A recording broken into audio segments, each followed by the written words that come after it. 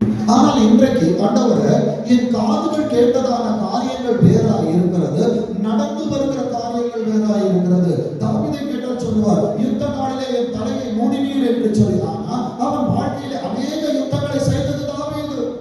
ஆண்டவரே, எனக்கு சமாதானத்தை கட்டளையிடுகிறேன். மனைவியால பிரச்சனை, பிள்ளைகளால பிரச்சனை, நண்பனால பிரச்சனை. என் அன்பு தெய்வ பிள்ளையே, சில நேரத்திலே கர்த்தர் தருகிற வார்த்தைக்கும் நம் வாழ்க்கையில் நடக்கிறதான காரியங்களுக்கும் சம்பந்தம் இருக்காது. அது எனக்கு ஏன புரியாது. ஆனால் மையப்படுத்துகிறவர் ஒரு நாள் அதை சம்பந்தப்படுத்தி காட்டுவார். என் அன்பு தேவ பிள்ளையே, இன்றைக்கு உன் வாழ்க்கையை நீ பார்க்கிறதான கசப்புகள், நீ பார்க்கிறதான போராட்டங்கள், நீ பார்க்கிறதான பிரச்சனைகள் உன் சந்ததி பார்த்தார். எத்தனை பேர் விசுவாசிக்கிறீங்க? இன்றைக்கு நீ பார்க்கிற எந்த பிரச்சனையும் உன் பிள்ளைகள் பார்க்க மாட்டாங்க. அதனால இயேசுவுக்கு தேங்க்ஸ் சொல்லுங்க. ஆண்டவரே, என் தலைமுறையில என்னை பார்க்க வச்சீங்க, என் பிள்ளைகளை நீங்க அது மேல நடக்க வைக்க போறீங்க. ஆண்டவரே, என் அன்பு தெய்வ பிள்ளையே, இந்த வாரத்திற்கான செய்தியின் தலைப்பு மையும் பையும்.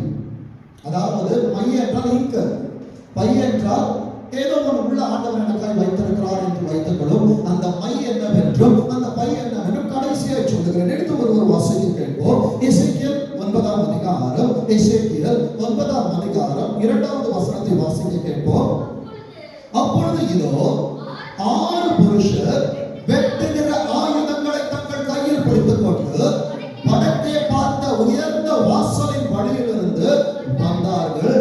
அவர்களில் சணல் நூல் அங்கி தரித்து தன் அறையில் கணக்கனுடைய மைக்கூட்டை வைத்திருக்கிறதான அப்ப எனக்கான மைய ஒருவன் சுமந்து கொண்டிருக்கிறான். அந்த மை நான் ஓட்டு போடுவதற்கு மாத்திரம் உலகத்தில் கொடுக்கப்பட்டதல்ல, பரலோகத்திலும் எனக்கான ஒரு மை இருக்கிறது.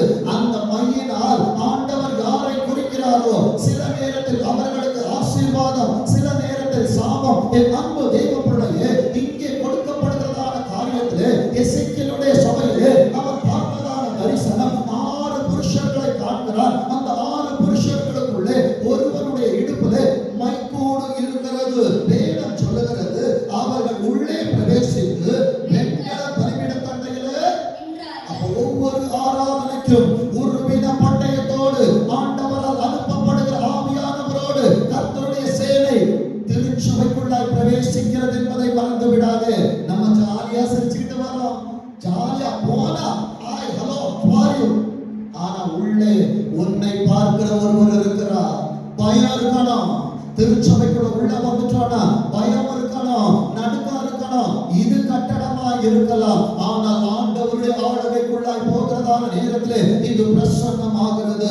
யாக்கோபு 5வது அதிகாரத்திலே 9ஆம் வசனம், யாக்கோபு 5:9 2ஆம் பகுதி சொல்லுகிறது, இதோ நியாயாதிபதி வாசலை தாண்டி தானே உள்ள வரும். பாஸ்டர் முகத்தை பார்ப்பார், உள்ள வரும்போதே ஒருத்தவங்க ஸ்கேன் பண்ணி உள்ள அனுப்புவார். என் அன்பு தேவ பிள்ளையே, உன்னை நியாயம் தீர்ப்பது நான் அல்ல, உனக்கான நியாயத்தை கொடுப்பது நியாயத்தின் ஆவியானவராய் இருக்கிறார். நீ சொல்ற, நான் நைட்டு ஃபுல்லா வேலை செய்யறேன் பாஸ்டர், நைட்டு ஃபுல்லா எனக்கு சுகவீனம் பாஸ்டர், எதுவுமே ஆண்டவருக்கு முன்பாய் சொல்லும்படி ஆகாது. என் அன்பு தேவ பிள்ளையே, அவர் சிலுவையை சுமந்தார், பாடுகளை சுமந்தார். சுமந்தவரின் வாயில் வந்த வார்த்தைகள் என்ன தெரியுமா? பிதாவே, இவர்களுக்கு மன்னியும் தாங்கள் செய்கிறது என்னவென்று அறியாதிருக்கிறார்களே. 6 மணி நேரம் சிலுவை தொங்கினார். ஏன் தொங்கினார் யோசிச்சிருக்கிறீங்களா? பிதாவே, என் ஆவியை உங்க கரத்துல கொடுத்துட்டு போயிருக்கலாமே. 6 மணி நேரம் தொங்கினதின் நோக்கம் என்ன தெரியுமா? 6வது நாள் படைக்கப்பட்ட மனிதனே, உனக்கான ஒரு 7வது நாளை வைத்திருக்கிறேன். இந்த 6 மணி நேரங்களும் உனக்காய் நான் எடுத்துக்கொண்டது 6 நாட்கள். உனக்காய் நான் எல்லாவற்றையும் படைத்து நான் ஓய்ந்திருந்தேனே. நீ வாழுகிறாயே, வாழுகிற நேரத்தில் என்னை நினைத்துக் கொள் என்று சொல்லி உனக்கான ஒரு 7வது நாளை தந்தாரே. இன்றைக்கு அவர் நீ என்ன செய்கிறாய் என்று வாசற்படியில் நிற்கிற நியாயாதிபதி நீ எங்கே இருக்கிறாய் என்பதை பார்க்கிறார். வெளிப்படுத்தல் 22வது அதிகாரம் 12வது வசனம் சொல்லுகிறது, இதோ சீக்கிரமாய் வருகிற. ஆண்டவர் சீக்கிரமா வரணும், நான் லேட்டா சர்ச்சைக்கு வருவாங்கல்ல.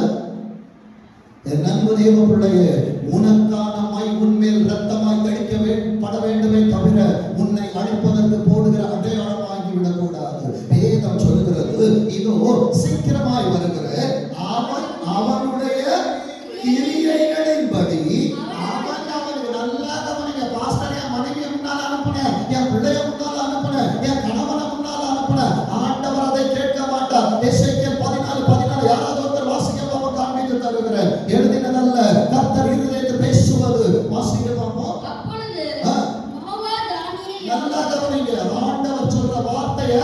நல்லா உள்ள வாங்குங்க. நீ யாரா வேணா இரு, உலகத்துல உனக்கு பணம் இருக்கட்டும், பதவி இருக்கட்டும், என்ன இருந்தாலும் சரி, வேதம் சொல்லுகிறது நோவா, தானியேல், யோபு ஆகிய 3 புருஷர். ஆண்டவருடைய கண்ணு எப்படி பார்க்குது தெரியுமா? 6 புருஷர்களை உள்ளே அனுப்பினாரே, வாழ்ந்து முடிந்ததான பரிசுத்தவான்களை ஆண்டவர் பேசுகிறார் என்றால், வாழ்ந்து கொண்டிருக்கிற பரிசுத்தவானே, பரிசுத்த வாட்டியே, உன்னை குறித்து கர்த்தர் பரலோகத்தில் பேசுவார். அவர் அங்கே என்ன சொல்லுகிறார் பாருங்க, வாசிங்க. அதன் நடுவே இருந்தாலும், பாவ செய்யற இடத்துல இந்த 3 பரிசுத்தவான்கள் இருந்தாலும் அவர்கள் தங்கள் நீதிதான் உனக்காக பரிந்து பேசும். அவர்கள் இருந்தாலும் அவர்கள் நீதிதான் அவர்களை காப்பாற்றுமே தவிர, அவர்கள் நீதி அவர்கள் பிள்ளைகளை காப்பாற்றாது, அவர்கள் நீதி அவர்கள் குடும்பத்தை காப்பாற்றாது. என் அன்பு தேவ பிள்ளையே, மறுபடியும் சொல்லுகிறேன், சாப்பிடுவது உனக்காக மாத்திரம்தான். நான் சாப்பிட்டா என் மனைவியோட வயல் நிரம்பாது. என் அன்பு தேவ பிள்ளையே, மறுபடியும் ஆண்டவர் எச்சரித்து சொல்லுகிற வார்த்தை, உன் ஆத்துமாவிற்காக நீ உத்தரவாதம் எடு. பாஸ்டர், அப்புறம் என்பது ஒரு காலம் வராது. இன்றைக்கு கர்த்தர் உனக்கு கொடுத்துக்கிற இந்த நாளிலே அவருக்காக வாழ பிரயாசப்படு. வேதம் சொல்லுகிறது, இதோ சீக்கிரமாய் வருகிறேன், அவன் அவனுடைய கிரியைகளின்படி அவனுக்கு நான் அளிக்கும் பலன் என்னோடு கூட வருகிறது. என் அன்பு தேவ பிள்ளையே, மையை அறையில் வைத்தாரே, அந்த மையாகிய அபிஷேகம் என்ன இருக்கிறதா? வேதம் சொல்லுகிறது, 1 பேதுரு 1வது அதிகாரம் 1வது அதிகாரம் 17வது வசனம் இப்படியா சொல்லுகிறது, அன்றியும் பட்சபாதம் இல்லாமல். நல்லா கவனிங்க. பாஸ்டர், நான் 8 மணிக்கு வந்தேன் பாஸ்டர், அவங்க 9 மணிக்கு வராங்க பாஸ்டர். 9 மணி வரவனையே நீங்க தூக்கி போட்டு குத்ததான் செய்றீங்க. நான் 7:30 மணிக்கு வந்து முழங்கால் படிக்கிட்டாலும் எனக்கும் அதே வார்த்தை தான், அவர்களுக்கான வார்த்தை தான் ஆண்டவர் தருகிறார். பட்சபாதம் இல்லாமல் அவன் அவனுடைய கிரியைகளின்படி நியாயம் தீர்க்கிறவரை நீங்கள். இப்ப தெரியுதா? பாஸ்டர் எதையுமே ரெக்கார்ட் பண்ண மாட்டார். பாஸ்டர் நாளைக்கு பிள்ளைகள் தண்டிக்கப்படக்கூடாது என்பதற்காக கண்டித்து உணர்த்துவார். இங்கே உனக்கு பலனை கொடுக்க போவது ஆண்டவர். 30 நாள் வேலை செஞ்சா ஒழுங்கா பணம், முழு சம்பளம். அதே போலதான் ஆண்டவர் உனக்கு கொடுக்கிற வாழ்நாளிலே அவருக்காய் உண்மையா இருப்பாய் என்றால் பரிபூர்ண சம்பளம் அங்கே கிடக்கும். கொஞ்சத்தில் உண்மை உள்ளவனாயிரு. அநேகத்தில் மேலதிகாரி ஆகணும்னா இங்க நீ எவ்வளவு செய்யற, ஆராதனைக்கு எப்படி வர, தேவ சமூகத்துல என்ன பண்ணிக்கிட்டு இருக்கிற, என் அன்பு தேவ பிள்ளையே, வேதம் சொல்லுகிற வார்த்தையை பாருங்க. நீங்கள் பிதாவாக தொழுது கொண்டு வருகிறபடியா. யார் தொழுறதுக்கு வரும்? பாஸ்டரையா, பாஸ்டர் அம்மாவையா, ஆராதனை வீரரையா, ஆராதனை வீராங்கனையா? பிதாவை பார்க்க வருகிறாய், ஆண்டவரை பார்க்க வருகிறாய் என்றால், உன்னை ஆளுகிறதான உன் தேசாதிபதி உன்னை வர சொல்லுகிறார் என்றால் 7 மணினா 5 மணிக்கே அங்க போயிட்டு கோட்டைக்கு முன்னால் நிற்போம். ஆனா உயிரை கொடுத்த ஆண்டவரை பார்க்க வருவதற்கு ஆண்டவர் தான். என் அன்பு தேவப்பிள்ளை, ஏமாந்துறாரு. உன் நாசியிலே காற்றை ஊதினதும் ஆண்டவர் தான். ஒரு திரி அணைத்து போவது போல சமுத்திரத்திற்குள்ளாக பார்வோனை அவன் ஆசையில் இருந்த காத்தை ஊதி அணைச்சதும் ஆண்டவர் தான். அவருக்கு ஊதி உன்னை வாழ வைக்கவும் தெரியும். அவர் உனக்காக ஊதி உன்னை தாழ்த்தி போடுவது. மறுபடியும் சொல்றேன், ஆண்டவர்கிட்ட டோன்ட் பிளே வித் ஜீசஸ். ஆண்டவரோட விளையாடணும்னு நினைக்காதீங்க. வேதம் சொல்லுகிறது, தொழுது கொண்டு வருகிறபடியால் இங்கே அல்லாதவனீங்க. இது எனக்கான தேசம் அல்ல, உலகம் எனக்கான இடம் அல்ல. உலகத்தை நான் இப்படி சொல்லுவேன், இதுதான் எனக்காய் கொடுக்கப்பட்ட பாதாளம். இது பாதாள வாயில் நான் இருந்தாலும் பரலோகத்தை நான் மையப்படுத்துவேன் என்றால் எனக்காய் மையமாக இருக்கிறவர் ஒரு நாளில் என்னை அவர் அழகு பார்ப்பார். வேதம் சொல்லுகிறது, இங்கே பரதேசிகளாய் சஞ்சரிக்கும் காலம் அளவும் பயம் இருக்குதா? நம்மை நாமே நிதானித்து அறிந்தால் நியாயம் தீர்க்கப்படும். கேள்வி உங்களுக்கு தான், பதிலை நான் சொல்லவில்லை. ஒவ்வொருத்தரும் உங்களை பார்த்து கேளுங்க. இன்றைக்கு ஆண்டவர் என்னை பார்த்து இந்த வார்த்தை கேட்பார் என்றால் என்னிடத்தில் நீதி இருக்கிறதா? நான் ஆண்டவருக்கு ஏற்ற பரிசுத்தத்தில் இருக்கிறேனா? நான் ஆண்டவருக்கான வாழ்க்கை வாழுகிறேனா? என் அன்பு தேவ பிள்ளையே, எசேக்கியேல் 9:3 சொல்லுகிறது, அப்பொழுது இஸ்ரவேலின் தேவனுடைய மகிமை கேருபீன்களின் மீது எழும்பி, அப்ப ஒவ்வொரு ஆராதனையும் கேருபீன்கள் உள்ளே வருகிறது, கர்த்தருடைய பிரசன்னம் மேலே எழும்புகிறது. அது மேலே எழும்புகிறதான நேரத்தில் அவருடைய 7 கண்கள் உன்னை சுற்றி பார்த்து கொண்டிருக்கிறது. நீ இல்லாமல் இருப்பாய் என்றால், ஏன் பாஸ்டர் எனக்கு 6 நாளைய வாழ்க்கையில பிரச்சனை? நீ தேவனுடைய சமூகத்துல இல்ல, நீ பிரச்சனையை பார்க்கிற. தேவ சமூகத்தில் இருந்தாலும் உன்னை சுற்றி அக்கினியை எரிந்தாலும் கர்த்தர் உன்னை சேதப்படாமல் அவர் உன்னை பாதுகாக்க வல்லவராய் இருக்கிறார். வேதம் சொல்லுகிறது பாருங்க, ஆலயத்தின் வாசற்படியிலே வந்து சணல் நூல் அங்கி தைத்து தன் அறையிலே கணக்கனுடைய மைக்கூட்டை வைத்திருக்கிற புருஷனை கூப்பிடுகிறார். ஏன் பாஸ்டர் இவ்வளவு கடினமான வார்த்தை? வாசல்ல ஒருவர் நிற்கிறாரு, அவன் கூப்பிடும் பொழுது அடையாளம் போடு என்று சொல்லுகிற நேரத்தில், அவன் அடையாளம் போடுகிற நேரத்தில் நான் என் இடத்துல இருக்கணும். அப்பொழுதுதான் அவன் என் நெற்றியிலே அடையாளம் போடுவான். வேதம் சொல்லுகிறது 4வது வசனத்திலே, கர்த்தர் அவனை நோக்கி, நீ எருசலேம் நகரம் எங்கும் உருவ போய் அதற்குள்ளே செய்யப்படுகிற சகல அருவருப்புகளின் நிமித்தம் பெருமூச்சு விட்டு அழுகிறார். ஏன் ஆண்டவர் என்னை அழ வைத்தார்? என்னை ஏன் ஆண்டவர் பெருமூச்சு விட வைக்கிறார்? என் அன்பு தேவ பிள்ளையே, உன் குடும்பத்திற்காக பெருமூச்சு விடுகிறாய், உன் எதிர்காலத்துக்காக பெருமூச்சு விடுகிறாய், உன் தேசத்திற்காக, உன் திருச்சபைக்காக பெருமூச்சு விட்டு அழுது கொண்டிருக்கிறாயே, அதை கர்த்தர் கிரியையாய் பார்த்து கொண்டிருக்கிறார். வாசலில் நிற்கிறவர் புருஷனை கூப்பிட்டு சொல்லுகிறார். யாரெல்லாம் பெருமூச்சு விட்டு அழுது வருகிறார்களோ, பெருமூச்சு விட்டு அழுகிற மனுஷரின் நெற்றிகளில் ஒருவேளை ஆண்டவர் 7:59 இந்த அடையாளத்தை போட்டிருந்தா, என் நெத்தியில அடையாளம் இருக்குதா? யோசிச்சு பாருங்க.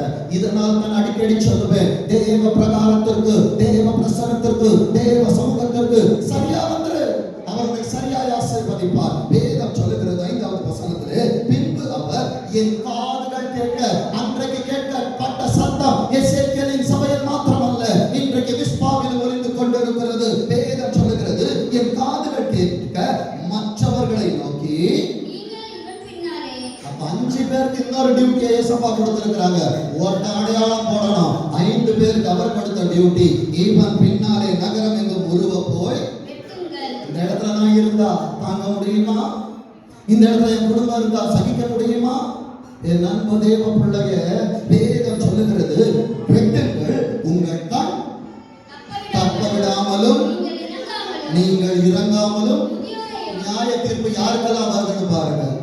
பைபிள் வச்சிருக்கிறவங்க எல்லாரும் எசேக்கியேல் 9:6 திருப்பிக்கோங்க.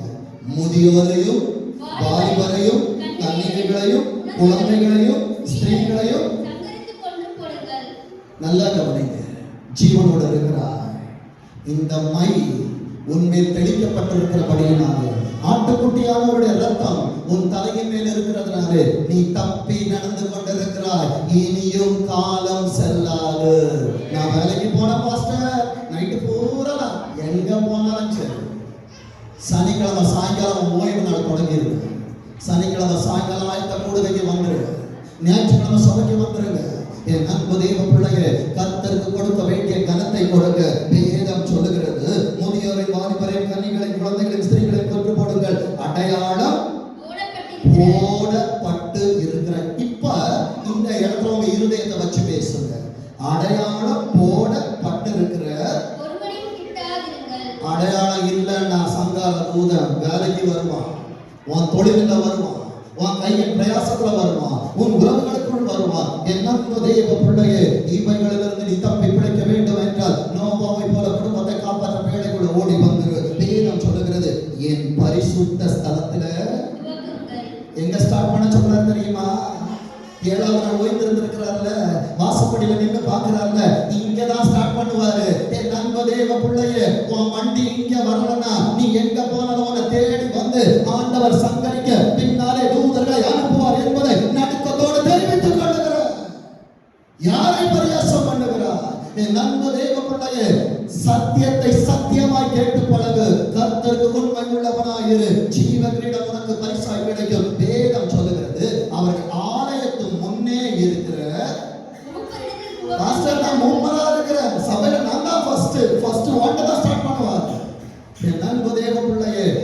யாரிடத்தில் அதிகம் கொடுக்கிறாரோ, நான் இப்படி சொல்லுவேன், என்னை நம்பி ஆண்டவர் அநேகத்தை கொடுத்திருக்கிறார், என்கிட்ட இருந்து அவர் ஸ்டார்ட் பண்ணுவாரு. என் அன்பு தேவ பிள்ளையே, நடுக்கத்தோடு நிற்கணும், கவனத்தோடு பேசணும். தேவனுக்கு முன்பாக பதறி பேசக்கூடாது, வார்த்தைகள் சுருக்கமாக இருக்கணும். வேதம் சொல்லுகிறது பாருங்க, யாத்திராகமம் 12வது அதிகாரம், யாத்திராகமம் 12வது அதிகாரம் 27வது வசனம் சொல்லுகிறது, இது கர்த்தருடைய பஸ்காவாகிய பலி. ஆண்டவர் ஸ்டார்ட் பண்ண சொல்றாங்க, நம்ம நினைக்கிறோம் அந்த பஸ்காவின் பலி நான் சந்தோஷத்தோடு புசிக்க வேண்டுமே தவிர புலம்பலோடு அல்ல. வேதம் சொல்லுகிறது, இது கர்த்தருடைய பஸ்காவாகிய பலி. அவர் எகிப்தியரை நல்ல கவனிங்க, எகிப்து அதமாக வேண்டும், அவர் உன்னை படம் பார்த்து விடக்கூடாது. வேதம் சொல்லுகிறது, எகிப்தியரை அதம் பண்ணி நல்ல கவனி. எல்லாரும் கூட சேர்ந்த வார்த்தையை சொல்லுங்க, நம்முடைய வீடுகளை தப்ப பண்ணின போது. எத்தனை வாட்டி ஏசப்பா தப்ப வச்சிருக்கிறாரு, எத்தனை வாட்டி ஏசப்பா உதவி செய்திருக்கிறாரு, எத்தனை தடவை நம்ம போஸ்டர்ல கண்ணீர் அஞ்சலில வந்திருக்கணும். என் ஆண்டவர் எனக்கு கண்ணீர் அஞ்சலி கொடுக்காத படிக்க இன்றைக்கு என்னை ஜீவனோடு பாதுகாத்து கொண்டிருக்கிறார் என்றால் என் அன்பு தேவ பிள்ளையே உண்மை உள்ளவனாக. வேதம் சொல்லுகிறது, எகிப்தில் இருக்கிற இஸ்ரவேல் புத்திரருடைய வீடுகளை, வீட்டு பக்கத்துல ஒரு செய்தி கேட்கும் போது இது என் வீட்டுக்குள்ளே வந்திருக்கணும். ஆனா இன்னைக்கு சர்ச்சைக்கு வராம ஜாலியா இருக்கிறோம். சொந்தக்கார வீடு, சிலருக்கு தூக்கம், சிலருக்கு பாஸ்டர் இப்படி சொல்லிட்டாரு போன வாரம், பாஸ்டர் சொல்லிக்கிட்டே தான் இருப்பாரு. பாஸ்டருக்காக ஆராதனைக்கு வரையா, நியாயாதிபதியை பார்த்து ஆராதனைக்கு வரையா? வேதம் சொல்லுகிறது, இஸ்ரவேல் புத்திரருடைய வீடுகளை கடந்து போனார் என்று நீங்கள் சொல்லணும். இத ஒவ்வொரு நாளும் சொல்லுங்க, என் வீட்டுக்கு ஆண்டவர் என்ன விசாரிக்க வரணும். லோத்துவ சங்கரிக்க அவன் ஊருக்கு போன மாதிரி போக கூடாது. ஆபிரகாமே, உன்னை விசாரிக்க தான் அவர் வர வேண்டுமே தவிர உன்னிடத்தில் நியாயாதிபதியாக வரக்கூடாது. வேதம் சொல்லுகிறது, அப்பொழுது ஜனங்கள் தலை வணங்கி, தலை வணங்குறோமா? தலை வணங்குறீங்களா ஆண்டவருக்கு? அடுத்த வாரம் பாப்பா, ஏன்னா இந்த வாரம் கடந்து போச்சு, இனி கட்டி எடுக்க முடியாது. அடுத்த வார்த்தை சொல்லுகிறது, 22வது வசனத்தை வாசிங்க. ஈசோப்பு கொழுந்துகளின் கொத்தை எடுத்து கிண்ணியில் இருக்கும் இரத்தத்தில் தோய்த்து அதில் இருக்கிற அந்த இரத்தத்தை வாசல் நிலைக்கால்கள் இரண்டிலும்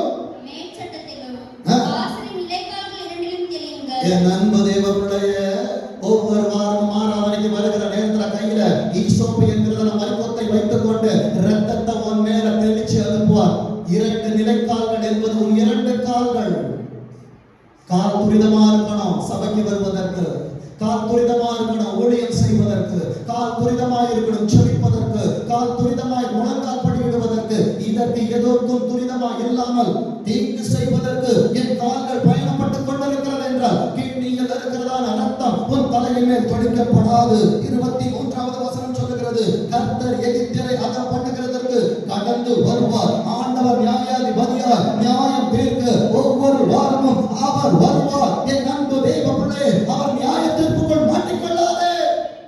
வேதம் சொல்லுகிறது, நிலையின் மேல் சட்டத்திலும் வாசலின் நிலைக்கால்கள் இரண்டிலும் அந்த இரத்தத்தை காணும் போது கர்த்தர் சங்காரக்காரனை உங்கள் வீடுகளில் உங்களை அதம் பண்ணுவதற்கு வர ஒட்டாமல் வாசல் படியை விலகி கடந்து போவார். அவர் உள்ள என்னோடு பேசுவதற்கு வர வேண்டுமே தவிர எனக்கு பஞ்சாயத்து பண்ண வந்துடக்கூடாது. ஆண்டவர் என் அன்பு தேவ பிள்ளையே, ஒவ்வொரு ஆராதனை ஏதோ ஆண்டவர் நடத்துறாருன்னு நினைக்கிறீங்களா? 35,000 வாடகை இல்ல, உன்னை சுத்தம் பண்ணும்படியாக வாசற்படியில் இருக்கிறவர் உன்னோடு அவர் பேசிக் கொண்டிருக்கிறார். இப்போ வாங்க ஆதியாகமம் 4வது அதிகாரம், ஆதியாகமம் 4வது அதிகாரம் 7வது வசனத்தை 7வது மாதத்திற்கு அடையாளமாய் காண்பித்து தருகிறேன். வாசிங்க. அடுத்த மை ஒண்ணு இருக்குது. என்ன மை தெரியுமா? மை. இதுவும் நம்மிடத்தில் கொடுக்கப்பட்ட மை. ஆண்டவரின் மை என் மேல் தெளிக்கப்பட வேண்டும் என்றால் என்னிலே மை இருக்கணும். இந்த மை இல்லைன்னா என் அன்பு தேவ பிள்ளைய கர்த்தரின் ஆசீர்வாதத்தை துளியளவும் பார்க்க முடியாது. நீ நன்மை செய்தால் அடுத்த ஒரு மையை ஆண்டவர் தருக. என்ன மை? மேன்மை. என் அன்பு தேவ பிள்ளைய நன்மை செய்தால் மேன்மை இல்லையான ஒரு கொஸ்டின் மார்க் இருக்குது. இதை ஆண்டவர் யாரிடத்தில் கேட்டார் தெரியுமா? ஒரு சின்ன சபை, ஒரு வயல்வெளியில் ஆண்டவர் காயினிடத்தில் கேட்டார், எச்சரித்தார். என் அன்பு தேவ பிள்ளையே, நீ நன்மை செய்தால் உனக்கு மேன்மை இல்லையோ? ஆண்டவருடைய நன்மை அவர் பார்வையில் எப்படி இருந்தது தெரியுமா? அதற்கு மேல இருக்கிற வசனத்தை வீட்டுல போய் பொறுமையா வாசிச்சு பாருங்க. ஆபேல் தன் மந்தையில் இருக்கிற கொடுமையானவற்றில் சிலவற்றை தான் கொண்டு வந்தான். ஆண்டவர் உன்னிடத்தில் இருக்கிற எல்லாவற்றையும் கேட்கவில்லை. 11 7 நாளிலே ஒரு நாள். என் அன்பு தேவ பிள்ளையே, இதை ஆண்டவருக்கு என்னால் கொடுக்க முடியவில்லை. என் அன்பு தேவ பிள்ளையே, கர்த்தரால் எப்படி உன்னை ஆசீர்வதிக்க முடியும்? உன் கையின் பிரயாசங்கள் ஆசீர்வதிக்கப்பட வேண்டும் என்றால் என் கையெழுத்து படுவதற்கு முன்பாக தேவனுக்காக நான் எடுத்து வைக்கிற பழக்கம் என்னிடத்தில் இருக்க வேண்டும். இதை நான் பழகாத படியினாலே சில நேரத்தில் உலகத்திலே நான் தோற்றமாய் நின்று கொண்டிருக்கிறேன். என்னால் தைரியமாய் சொல்ல முடியும், என் ஆண்டவருக்கு தோற்க தெரியாது. இதுவரைக்கும் அவர் தோற்றது கிடையாது. அவர் பிள்ளையாய் இருக்கிற என்னையும் அவர் தோற்க விட மாட்டார். என் ஆண்டவர் ஜெயத்தின் ஆவியானவர். நம்புகிற பிள்ளைகள் கரங்களை தட்டி சொல்லுங்க, என் ஆண்டவர் என்னை என்றைக்கு தோற்க விட மாட்டார். இந்த சத்தத்தின் காதுகளில் விழுகிறது என்றால் என்னை தோற்று போக அல்ல, என்னை ஜெயிக்க வைப்பதற்கு, என்னை உயர்த்துவதற்கு, என்னை மகிமை உள்ளவராய் மாற்றுவதற்கு, அநேகருக்கு நான் சாட்சியாய் மாறப் போகிறேன். சாட்சி கூடாரத்திலே ஆண்டவர் என்னை கொண்டு வந்தது சாட்சி பொருளாய் மாற்றுவதற்கு அல்ல, என்னை கொண்டு அநேகருக்கு சாட்சி சொல்ல வைக்க போகிறார். நன்பு தேவ பிள்ளையே, நீ நன்மை செய்தால் உனக்கு மேன்மை இல்லையோ? நீ நன்மை செய்யாதிருந்தா எங்க படுத்திருக்குது? உன் வீட்டு வாசப்படிதான். உன் வீட்டு வாசப்படி எங்க இருக்கு தெரியுமா? வாய்தான் உன் வீட்டு வாசப்படி. என் நன்பு தேவ பிள்ளைகளை எதை அறிக்கையிட்டுக் கொண்டிருக்கிறார்? நல்லது செய்தால் ஆண்டவரை குறித்த நன்மையான வார்த்தைகளை பேசிக் கொண்டிருப்பார். துரோகம் செய்யணும், பொய் பேசணும், அடுத்தவரை கெடுக்கணும், இது மனதில் இருக்கும் என்றால் உன் வாசலுக்கு வெளியே பாவம் படுத்து கிடக்கும். வேதம் சொல்லுகிறது 15வது வசனத்துல, ஆதியாகமம் 4:15 2வது வசனத்துல, காயினை கண்டுபிடிக்கிறவன் எவனும் அவனை கொன்று போடாதபடிக்கு கர்த்தர் அவனே ஒரு அடையாளத்தை போட்டார். இன்றைக்கு திருச்சபைக்குள் நிற்கிற நானா இருக்கட்டும், கேட்கிற நீயா இருக்கட்டும், அநேக ஆபேலை கொன்றுதான் உள்ளே வந்திருக்கிறோம். ஆபேல் ரொம்ப நல்லவன். அவன் இருக்கிற வேண்டிய இடத்துல நம்ம இருக்கிறோம். யோனத்தான் தாவீதை காட்டிலும் நல்லவன். தாவீதே, கர்த்தருடைய கண்கள் உன்னை கண்டபடியா நீ உள்ளே வாழற. நீ ஆபேலை கொன்றுட்டு உள்ள வந்திருக்கிறோம். நீ சாகக்கூடாது என்று சொல்லி அவர் ரத்தத்தை உனக்கு அடையாளமாய் தரித்தார். என் அன்பு தேவ பிள்ளையே, இன்றைக்கு அந்த அடையாளம் உனக்கு இருக்கும் என்றால் சங்கார தூதன் இடத்தில் வரமாட்டான். ரோமர் 7:21 சொல்லுகிறது, ஆனபடியினாலே நன்மை செய்கிற விரும்புகிற என்னிடத்தில் தீமை உண்டென்கிற ஒரு பிரமாணத்தை காண்கிற. அடுத்த மை, நன்மையும் உன்னிடத்தில் தான் இருக்கிறது, தீமை என்கிற பிரமாணத்தை நீ தான் சுமந்து கொண்டிருக்கிறார். எந்த மையை இன்றைக்கு உன் இருதயத்தில் வைக்க போற? என் அன்பு தேவ பிள்ளையே, மற்றவர்கள் துரோகம் செய்ய வேண்டும் என்கிற விதையை விதைத்தால் அந்த விதை விருட்சமாய் உன் தலைமுறையில் முளைக்கும். யாரையும் ஏமாற்றாத, யாருக்கு துரோகம் செய்யாத, யாருக்கு இடத்துல பொய் சொல்லாத. குறிப்பா சபையில ஆண்டவருக்கு நல்லவனாயிரு, நன்மை செய்கிறவருக்கு நன்மையை கொடுக்கிறவனாயிரு. உன்னிடத்திலே தீ என்கிற மை வேண்டாம். அந்த மை இருக்கும் என்றால் ஆண்டவருடைய அக்கினி என்று தீ ஒரு தலைமுறையை பற்றிக்கும் என்று நடுக்கத்தோடு சொல்லுகிற வேதம் சொல்லுகிறது. ரோமர் 12வது அதிகாரம் 21வது வசனத்துல, மாஸ்டர் நான் நன்மைதான் செய்யறேன், அவங்க தீமைதான் செய்யும். உலகம் அதான் செய்யும். நீ விசுவாசி என்று சொல்லி நீ தீமை செய்த, நீ பரிசுத்தவான் அல்ல, நீயும் உலகத்திற்குரியவனே. தசமபாகம் கொடு, காணிக்கை கொடு, எதை வேணாலும் கொடு, ஆனா ஏசப்பா கேட்கிற நன்மையை கொடுக்காவிட்டால் நீயும் உலகத்திற்குரியவனே. வேதம் சொல்லுகிறது, ஆனபடியினாலே நீ தீமையினாலே வெல்லப்படாமல் அவன் எவ்வளவு தீமையான உனக்கு வைக்கட்டும், உன்னிடத்திலே நன்மையை கொடுத்து கொண்டே இரு. இன்றைக்கு நீ தீமையை அனுபவித்துக் கொண்டிருக்கிறார். நன்மை உன்னை தேடி வருகிற காலங்கள் சமீபித்திருக்கிறது என்கிற நல்ல செய்தியை உனக்கு சொல்லுகிறேன். ஆமோஸ் 5வது அதிகாரம் 14வது வசனம் சொல்லுகிறது, நீங்கள் பிழைக்கும்படிக்கு தீமையை அல்ல. வசனம் அப்படித்தானே இருக்கு. நான் பிழைக்க வேண்டும் என்றால், இன்னைக்கு ஒருவேளை நான் நடக்கிற பாதை வனாந்திரமா இருக்கலாம், கஷ்டமா இருக்கலாம், பிரச்சனையா இருக்கலாம். ஆனா இயேசுப்பா சொல்றாங்க, நீங்கள் பிழைக்கும்படிக்கு தீமையை அல்ல. இந்த மை மட்டும் தான் கூடாது. நன்மையை தேடுங்கள், அப்பொழுது நீங்கள் சொல்லுகிறபடியே சேனைகளின் தேவனாகிய கர்த்தர் உங்களோடு இருப்பார். ஏசப்பா உங்க கூட இருந்தா யாராவது உங்களுக்கு எதிராக நிக்க முடியுமா? ஏசப்பா உங்களுக்காக நின்ன என்ன நீங்க தனியா வச்சுட்டீங்க. நீ தான் சொல்ற நீ தனியா இருக்கிறன்னு. நீ தனி மனிதன் அல்ல, உன் கூட நான் இருக்கிறேன். என் அன்பு தேவ பிள்ளையே, 1 பேதுரு 3வது அதிகாரம் 17ஆம் வசனம் சொல்லுகிறது, தீமை செய்து பாடு அனுபவிப்பதிலும், அதாவது தீமை செய்யற அதனால எனக்கு பிரச்சனை, தீமை செய்து பாடு அனுபவிப்பதிலும் தேவனுக்கு சித்தமானால், அப்ப நன்மை என்கிற சித்தம் பரலோகத்திலிருந்து உண்டானது, தீமை என்பது பாதாளத்திலிருந்து உண்டானது. தீமை செய்கிறவருடைய பேரை பூமியிலிருந்து அற்று போக பண்ண கர்த்தருடைய முகம் அவனுக்கு விரோதமாக இருக்கிறது என்று வேதம் சொல்லுகிறது. நன்மை என்கிற நற்குணம் பரலோகத்தில் ஒன்று உருவாகிறது என்றால், என் அன்பு தேவ பிள்ளையே, நன்மையான எந்த ஈவும் பூரணமான எந்த வரமும் எங்க உண்டாகுது? பரத்திலிருந்து உண்டாகி ஜோதிகளின் பிதாவின் இடத்திலிருந்து இறங்கி வருகிறது. அது இறங்கணும்னா நீ உன் வீட்டுல இருந்து சீக்கிரம் இறங்கி ஏசப்பாவை பார்க்க வரணும். வேதம் சொல்லுகிறது, தேவனுக்கு சித்தமானால் நன்மை செய்து பாட அனுபவிப்பது மேன்மையா இருக்கும். எத்தனை சொல்றீங்க, ஆண்டவரே இன்னைக்கு நான் பார்ப்பதெல்லாம் உமக்காக இருக்கும் என்றால், எனக்காக ஒரு நாள் நீர் வருவீர் ஆண்டவரே, எனக்கான பலனை நீங்க தருவீங்க. நீங்க தருகிற நேரத்துல அப்ப சொல்லுவேன், அப்பா நான் உபத்திரவப்பட்டது, கரங்களை தட்டி என் சபையோடு சொல்லட்டும், நான் உபத்திரவப்பட்டது நல்லது, பிரமாணங்கள் எனக்காய் கொடுக்கப்பட்டு கொண்டிருக்கிறது. என் அன்பு தேவ பிள்ளையே, ரோமர் 13:4 சொல்லுகிறது, எதற்காய் இந்த பாத்திரம் பலிபீடத்திலிருந்து கத்திச்சே இருக்கு தெரியுமா? கிச்சனுக்கு போனா பாத்திரத்தை கீழே போட்டா ஒரு சத்தம் வரும். அதே போலதான் பலிபீடத்துல ஆண்டவர் எங்களை கீழே போடுகிறார் என்ற வலிக்கும் கத்துறோம். இந்த சத்தம் எப்படி இருக்கும் தெரியுமா? வாசிங்க, ஊழியக்காரன் நிலை இதுதான். வாசிங்க, ரோமர் 13:4 வாசிங்க பார்ப்போம். யாருக்கு? எனக்கு இல்ல. இன்னைக்கு நான் வீட்டுல உட்கார்ந்து என் குடும்பத்தை பார்க்கலாம், என் மனைவியை பார்க்கலாம். இல்ல ஆண்டவரே, உமக்காக ஓடணும், உமக்காக பாடணும், உமக்காக காரியத்தை செய்யணும். என் மனைவிக்கு நான் வேற்று மனிதன், என் பிள்ளைகளுக்கு நான் வேற்று மனிதன், என் குடும்பத்திற்கு நான் வேற்று மனிதன். என் அன்பு தெய்வ பிள்ளைகளே, இத்தனை பாடுகளை சகித்துக் கொண்டு உங்களுக்கு முன்பாக நிற்கிறேன் என்றால், பரலோகம் இந்த பாத்திரத்தை பலிபீடத்துல கீழே போடுது. அப்பதான் சத்தம் வரும். அந்த சத்தம் சொல்லுகிறது, உனக்கு நன்மை உண்டாக்கும் பொருட்டு அவன் தேவ ஊழியக்காரனாய் இருக்கிறார். நீ தீமை செய்தால் உன்ட நன்மை இருந்தா தைரியமா பேசு. தீமை செய்தால் பயந்துரு.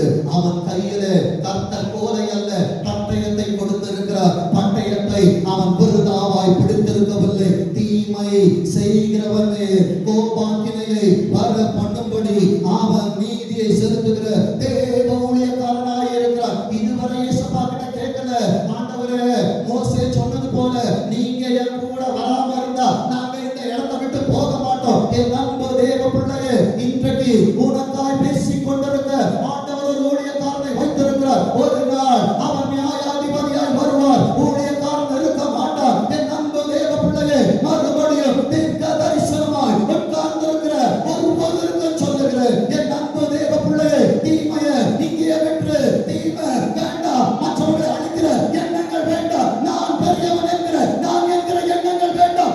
கர்த்தர் வருவரே, என் சபையோடு கூட சொல்லுங்க, கிறிஸ்து வருவரே, நான் சாகட்டும், என் ஆண்டவர் வாழட்டும் என்று. என் அன்பு தேவ பிள்ளையே, ஆதியாகமம் 31:29 சொல்லுகிறது, உங்களுக்கு பொல்லாப்பு செய்ய எனக்கு வல்லமை உண்டு.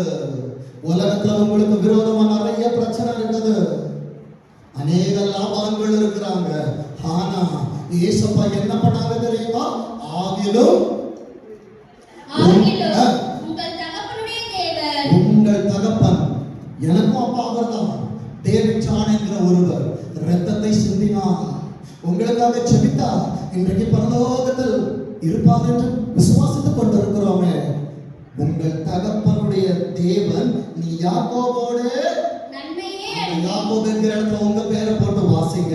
உங்ககிட்ட நன்மையே அன்றி தீமை ஒன்றும் பேசாதபடி. ஏசப்பா வாங்கிட்ட இருந்தார்னா தீ என்கிற மையை ஆண்டவர் வாழ்க்கையில அனுமதிக்க மாட்டார். நன்மை நன்மை என்கிறதான மையினால் கர்த்தர் உன்னை நிரப்பிக் கொண்டிருப்பார். ஒன்றும் பேசாதபடிக்கு எச்சரிக்கையாயிரு என்று நேற்று ராத்திரி என்னோடு சொன்னார். நேற்று ராத்திரி நீங்க என்ன பண்ணீங்க? பாஸ்டர், நேற்று தான் எனக்கு பிடிச்சேன், என்கிட்ட சிக்கன் வச்சு கொடுக்க சொன்னாரு, அதனால ஆயத்த கூட்டத்துக்கு வரல பாஸ்டர். என் பிள்ளைய நானு பாட்டு பாட அனுப்பல பாஸ்டர். என் நண்பதேவருடைய எவ்வளவு பெரிய தீமையை ஏசுவாங்க. அவர் நேற்று ராத்திரியே நமக்கான காரியம் அதுதான் சொன்னார். ஓய்வு நாள் நேற்று தொடங்கிருச்சு. மறுபடியும் சொல்றேன், வேலையை காரணம் காட்டிடாத. ஆபிரகாமே 99 வருஷமா கிட்ட ஒன்றும் இல்லை. ஆனா என் ஆண்டவர் 100% உண்மை உள்ளவர். 100வது வயதுல உன்னை பார்க்க வைத்தாரு, உன் பிள்ளைகளோட அனுபவிக்க வச்சாரு. நல்ல வாழ்க்கை, நல்ல குடும்பம், நல்ல வேலை எல்லாத்தையும் தந்தாரு. ஆண்டவருக்கு விரோதம் பண்ணிடாரு. மறுபடியும் சொல்றேன், எத்தனை இருதயங்களை இது கிழித்துக் கொண்டிருப்பது எனக்கு தெரியாது. ஆனால் ஆவிக்குள்ள உணர முடிகிறது, கர்த்தர் ஒவ்வொரு இருதயத்தை தட்டி கொண்டிருக்கிறார் என்று வேதம் சொல்லுகிறது. பாருங்க, எபிரேயர் 8வது அதிகாரத்துல 12வது வசனம் சொல்லுகிறது, ஏனெனில் நாம் அவர்களை அநியாயங்களை நல்ல கவனிங்க. உன் தீமைய அநியாயம் என்பது தீமை. ஒரு பை சொன்ன பார்த்தீங்களா, அது என்ன பை தெரியுமா? இது பை. இந்த பைய உங்க மேல ஒரு தொங்க விட்டுக்கிற படியினால்தான் அநேக நேரத்துல நீ காக்கப்படுகிறார். இதுதான் மையும் பையும். நன்மை இருக்கணும், கிருபை தானாய் வரும். வேதம் சொல்லுகிறது, அவர்கள் அநியாயங்களை கிருபையாய் மன்னித்து அவர்கள் பாவங்களையும் அக்கிரமங்களையும் இன்னைக்கு இயேசுப்பாட்ட உண்மையா மன்னிப்பு கேட்கிறார். எலிஃபண்ட் கேட்கறது வர பிள்ளைங்க, மாஸ்டர் வீட்டெல்லாம் நம்ம மூட்டை ரொம்ப கஷ்டம் பார்த்தோம். உண்மை, அதிலும் ஒரு மை உண்டு, உண்மை. ஆனாலும் ஆண்டவரை இந்த நேரத்தில் அவங்களுக்காக கொடுப்பான்னு சொல்லிட்டு என் பிள்ளைங்களை இன்னைக்கு நான் பார்க்கும்போது ஏசப்பாட சொல்றேன், என் பிள்ளைங்கெல்லாம் வந்திருக்கிறாங்க ஆண்டவரே, அவர்களுக்கு இந்த பையன் கொடுத்துருக்கப்பா ஏசப்பா. அநேக ஸ்தோத்திரங்களினால் என்ன பை பெருகும். அப்ப ஸ்தோத்திரம் பண்ணா உள்ள வரணுமே, ஸ்தோத்திரம் பண்ண உள்ள வரணும். வீட்டுல ஆத்திரத்தோட தான் உட்கார்ந்து இருப்பேன். என் நண்பு தேவ பிள்ளையே, ஆத்திரமா ஸ்தோத்திரமா, ஸ்தோத்திரம் வந்துடுறா, பை வந்தா உள்ள நன்மை வந்துடும். நன்மை வந்த நியாய தீர்ப்பில் ஆண்டவர் இடங்கள் பரிந்து பேசுவா. வேதம் சொல்லுகிறது, கிருபையாய் மன்னிக்கிறவர் பேசுகிறார், அவர்கள் பாவங்களை நீ செய்த பாவத்தை நினைக்க மாட்டார். இன்னைக்கு மன்னிப்பு கேட்டு இன்னைக்கு திருந்தி இயேசுவோட வாழ பழகி. கலாத்தியர் 2:21 சொல்லுகிறது, நான் தேவனுடைய கிருபையை விருதாவாக்குவது இல்லை. எத்தனை பேர் இன்னைக்கு கூட சொல்ல போறீங்க? பலது கரத்தை உயர்த்தி சொல்லுங்க, ஏசப்பா எனக்காக சிந்தின ரத்தத்தை நான் வேஸ்ட் பண்ண மாட்டேன், நான் டேஸ்ட் பண்ண மாட்டவரே. எத்தனை பேர் டேஸ்ட் பண்ண போறீங்க? அப்பா நான் வந்திருக்கிறேன், உங்க ரத்தத்தை எனக்கு தாங்கப்பா. வேதம் சொல்லுகிற வார்த்தை யோனா 2:8 சொல்லுது, பொய்யான மாயையை பற்றி கொள்ளுகிறவர்கள் தங்களுக்கு வரும் கிருபையை போக்கடிக்கிறார்கள். நம்ம கிட்ட இருக்கிற நிறைய பை போய்கிட்டே இருக்குது. பை சொல்லிட்டு போகுது. பை சொல்லுது. ஏன் பை சொல்லுது? நான் ஏசப்பாவை பார்க்க வரல, உலகத்துல இருக்கிற கிருபையை போக்கடித்துக் கொண்டிருக்கிறேன். எரேமியா 33:11 சொல்லுகிறது, இன்னும் கழுப்பின் சத்தமும் மகிழ்ச்சியின் சத்தமும் மணவாளனின் சத்தமும் மணவாட்டின் சத்தமும் சேனைகளின் கர்த்தரை துதியுங்கள். கர்த்தர் நல்லவர். எத்தனை பேர் சொல்ல போறீங்க? கர்த்தர் நல்லவர், அவர் கிருபை இந்த பையனை அவர் ஊதின காத்து இன்றைக்கு வரைக்கும் அவருக்காக பேசிக் கொண்டிருக்கிறது என்றார். அவர் கிருபை என்று உள்ளது. கரங்களை தட்டி சொல்லுங்க, கர்த்தர் நல்லவர். இன்னும் சத்தமா சொல்லுங்க, கர்த்தர் நல்லவர், அவர் கிருபை என்று உள்ளது என்று சொல்லுகிறவர்களின் சத்தமும் கர்த்தருடைய ஆலயத்திற்கு ஸ்தோத்திர பலிகளை கொண்டு வருகிறவர்களின் சத்தமும் கேட்கப்படும் என்று கர்த்தர் சொல்லுகிறார். தேசத்தின் சிறையிருப்பை திருப்புவேன் என்று கர்த்தர் சொல்லுகிறார். இன்னும் நிறைய பேரால நம்ப முடியல. உங்களை நம்ப பண்ணுகிற அடுத்த நல்ல வார்த்தை எரேமியா 33:14 வாசிக்க பார்ப்போம். இதோ நீ ஏசப்பாவை பார்க்க உன் நாளை கொடுத்தா அவர் நாட்களை உனக்கு திருப்பி தருவார். நீ ஒரு நாளை ஏசப்பாவுக்கு தர ஓய்வு நாள அவர் உனக்கு நாட்களை பெருக செய்கிறார். வேதம் சொல்லுகிறது, இதோ நாட்கள் வரும் என்று கர்த்தர் சொல்லுகிறார். அந்த இஸ்ரவேல் குடும்பம் யூதா குடும்பம்னு போற இடத்துல எல்லாம் ஆண்டவரே ஜின்சன் குடும்பத்துக்கு, ஆண்டவரே மங்களம்மா குடும்பத்துக்கு, ஆண்டவரே சார்லஸ்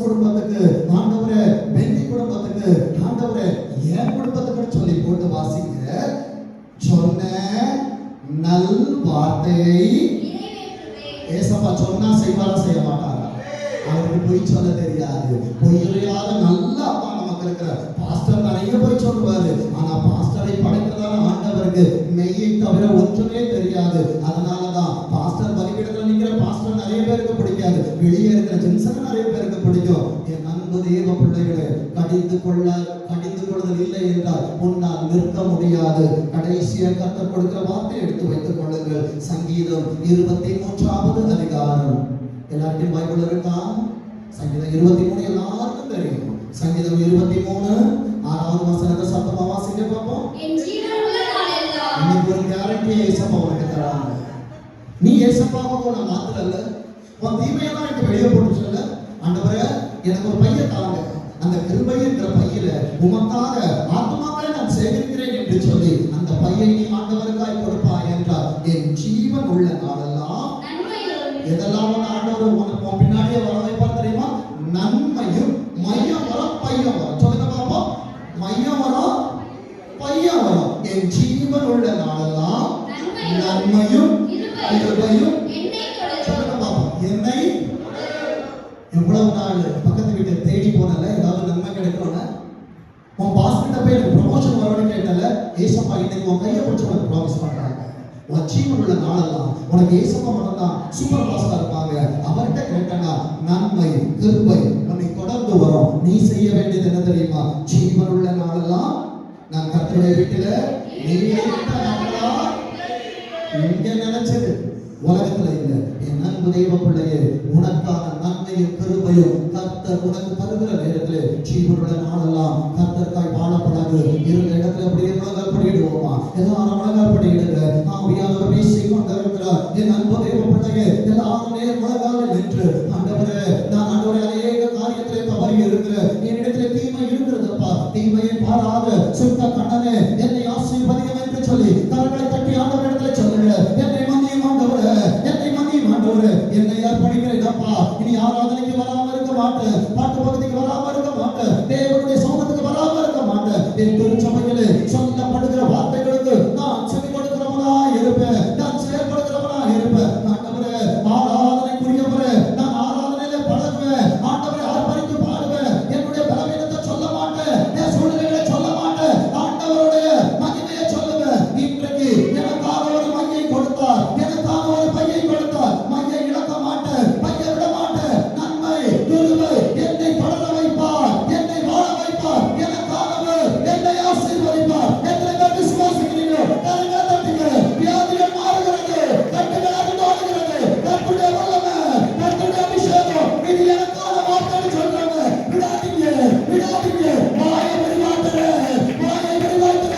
நன்மை நன்மை நன்மை கிருபை கிருபை. இது கர்த்தர் உண்டு பண்ணினா, இது கர்த்தர் உண்டு பண்ணினா, இது கர்த்தர் உண்டு பண்ணினா, இது கர்த்தர் உண்டு பண்ணினா. இது மகிழ்ந்து கழிவுறுங்க, இது மகிழ்ந்து கழிவுறுங்க. தேவனுடைய சமூகத்தை விட்டு யோனாவ போல விலகனோடு நினைக்காத. எல்லா நேரத்திலும் மீன் வந்துடாது. அப்பா என் பிள்ளைகளை வாழ்த்துக்கிறேன், ஆசீர்வதிக்கிறேன். பலவீனத்தோடு இருக்கிற பிள்ளைகளுக்கு கர்த்தர் பலத்தை தருவீராக. இரண்டாவது ஆராதனையிலும் மகிமையான காரியங்களை கர்த்தர் செய்வீராக. கர்த்தருடைய கரங்களோடு இருக்கட்டும். இரண்டு கரங்களை வானத்துக்கு நேராக உயர்த்தி சொல்லுவோமா? எல்லாரும் ரெண்டு கையை வானத்துக்கு நேராக உயர்த்துங்க. இப்ப என்னோடு கூட சேர்ந்து சொல்லுங்க. ஆமென் ஆமென். வாக்கு தத்தங்கள் எல்லாம் ஆமென் ஆமென் ஆமென்.